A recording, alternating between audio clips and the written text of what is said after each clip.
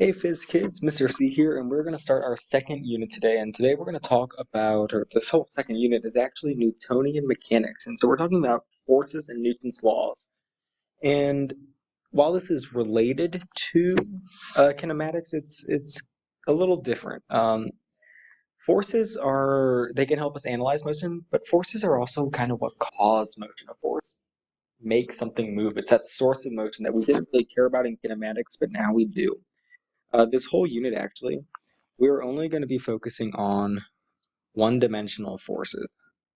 So once again, just like one-dimensional kinematics, that is just forces in one direction. So, maybe you have a force this way and a force going this way or something like that. But, you're not going to have forces going this way and this way in the same problem in this class, or at least that you have to solve for, maybe in your free body diagram. But whenever we talk about forces and motion, we're only looking at one dimension right now. Our unit after this, we're actually going to look at two-dimensional motion and forces. So that'll be cool. But for right now, we're just talking about one-dimensional motion and 1D forces. To understand what a force is, we kind of have to ask ourselves what causes an object to either accelerate or maintain a constant velocity. And a picture here to accelerate. And basically, what causes things to move or to maintain at the same speed is an interaction with some other object, and that's actually called a force. And forces can act in two major ways. We can have a contact force, so that's if I actually push you, or I pull you, or I slam my feet and my hands on the table, or I'm leaning up against something. Contact forces are what they sound like. You have to have your objects in contact with each other. The other type of force is a non-contact force, and that is something like magnets. So that's something that you don't have to be touching. So the force of gravity, you don't have to be actually standing on the earth to feel that. I mean, you feel that whenever you're floating in space or during free fall, you feel that force of gravity. So it's not a contact force. It's not like the earth is actually touching you and pulling you down. So those are our two major forces. And force, we talked about this earlier, force is a vector, which means it needs that magnitude and a direction. And in this case, it's easy because positive and negative can indicate left, right, or up or down. But there always needs to be a direction. So you might be like, it's 5 newtons north or 10 newtons south or something like that. But because force is a vector, it has a magnitude and direction. And we actually denote force like this. A general force is just an F, and because it has that arrow, uh, on top, it means it is a vector. And the unit of force is a Newton. And we'll talk more about what a Newton is later when we talk about Newton's second law. But the unit of force is a Newton.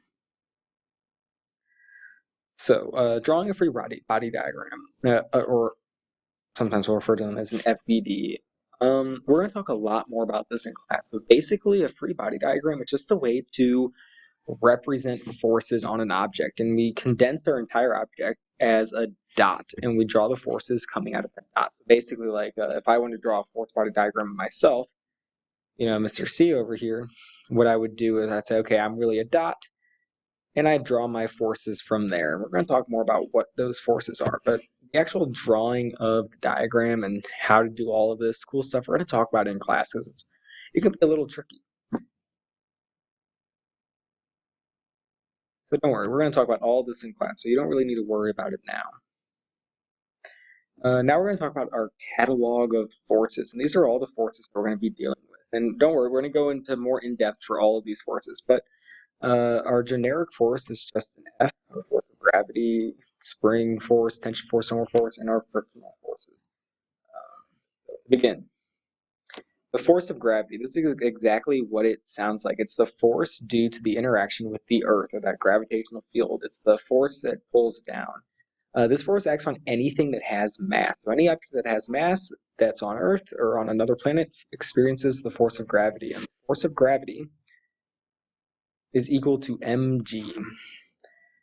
And it's always directed straight down. So it's basically to the center of the Earth. So we always draw that straight down. So even if I'm flying at an angle or something, or on an inclined plane, the force due to gravity is always straight down. Sometimes, or not sometimes, so we also call the force due to gravity, it's also your weight. Your weight, or W, is also the force due to gravity, so they're interchangeable. that your mass is not equal to your weight. Your weight is that force due to gravity, whereas your mass is the amount of matter that you have. So don't get those confused. Okay, weight and mass. So what is the weight of a 10-kilogram block on Earth? Well, the weight of that block, as we know, weight, which is going to be equal to the force of gravity, which is equal to our mass times our gravitational acceleration. In that case, we would just plug in our numbers here. We have 10 kilograms, which is our mass, times 9.8 meters per second squared, which is our force of gravity, and we find out that our weight is 98 newtons. Now, what would the weight of the block be on the moon? It'd be different. It'd actually be lower because gravity of the moon is less than the gravity of Earth. However, the mass is going to stay the same because our mass doesn't change. It's still going to be 10 kilograms.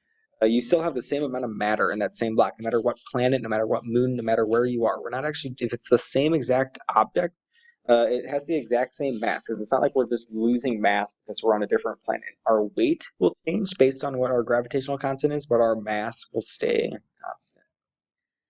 Spring force. The spring force, and we're going to talk a lot more about this actually in a later chapter in second semester, all about harmonic motion and springs. But a spring force can push or it can pull. And basically, if your spring is stretched, so it's stretched out, you have to pull on, stretch it out, it's going to exert a pulling force. And if you compress a spring, it's going to exert a pushing force. So as we can see, if our spring is like stretched out here, our force is pulling, we're pulling it back. If we're in equilibrium, so we're not stretching or pulling, we're going to have no force acting on it. And if we compress our spring, we are going to have a pushing force. Pretty cool. Another way to remember this is, so we have that equilibrium position here. Our force of a spring will always point back toward that equilibrium. So like in this case, when we're stretched out, it points toward that equilibrium position. And whenever we're compressed, it points toward the equilibrium position. Our spring force equation, this is important. You'll have to remember this one. The force of a spring is equal to kx, and k is just the spring constant. It's something that is inherent to the spring. It is a property of the spring itself, and x is however far we're stretched. So like in this case, this x value here is our stretch, that delta x. So it's not the actual location of the block, but it's how much we stretched from our equilibrium position. Next, our tension force. Tension force comes anytime you have a rope or you're hanging something or there's a wire or something involved. There's always a tension force. And it is a pulling force. And this vector always points in the direction of the rope away from the object. So like in this case, our tire here, the tension force points away from the object. Or if we were hanging a picture from the wall or from the ceiling, maybe I hang a bowling ball from the ceiling, that my force body diagram, the tension force would point straight up. So it points away from the object in that direction of the rope. It doesn't have a specific formula for it. So there's not a formula. A lot of times, and we'll figure out how to solve for what the tension force is later, but it'll either be given to you or based off of the other information you have, you'll have to determine what the force of tension is. But it's not just, it's not a simple formula. It's not like how the force of gravity is mg or, or the spring force is kx. There's not a one formula that works for everything. The normal force. The normal force is a force that's exerted by the surface whenever something's touching through it. So this is a contact force. And it's basically, anytime, whenever we stand on the earth, the earth exerts a force up on us. My laptop sitting on the table now, the table's pushing up on the book. It's just a force that happens in any time that these two objects are in contact with each other. And that vector always points perpendicular to the surface. So it should always make a right angle to the surface. So like in this case, our surface is flat.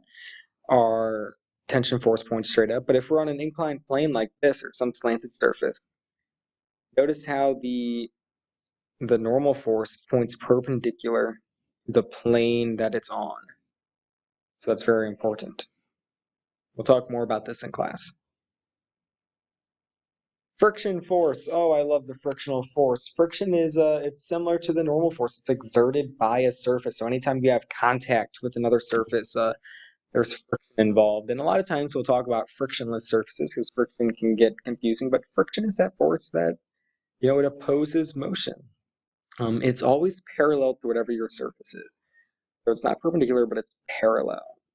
And there's two types of friction. So we have static friction, and that's what keeps things still. So that's like whenever if you're ever on a ramp or something, you're standing on a ramp going up to a building, and you're standing there and you're not sliding down the ramp. That's because of the static friction. And basically this means you're stuck. And this points in the direction necessary to prevent the motion.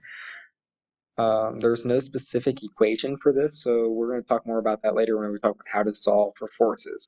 Kinetic friction, on the other hand, is what happens as an object kind of slides across the surface or moves across the surface. And this always points away from the motion. So if we're moving to the left, our frictional force points to the right. Friction seeks to slow down the motion. It wants to rob you of that motion. And our frictional or kinetic friction is always going to be equal to our coefficient of friction, or this thing called mu,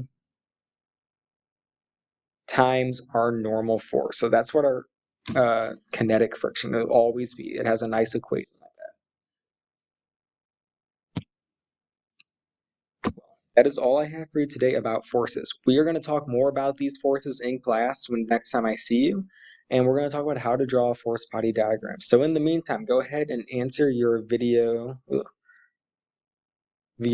check for this video, and I will see you in class the next time I see you. The video check is going to be right below this video in Canvas on that Google form. So go ahead and answer that, fill it out before you come to class. Have a wonderful weekend, and I will see you all next time we have class together.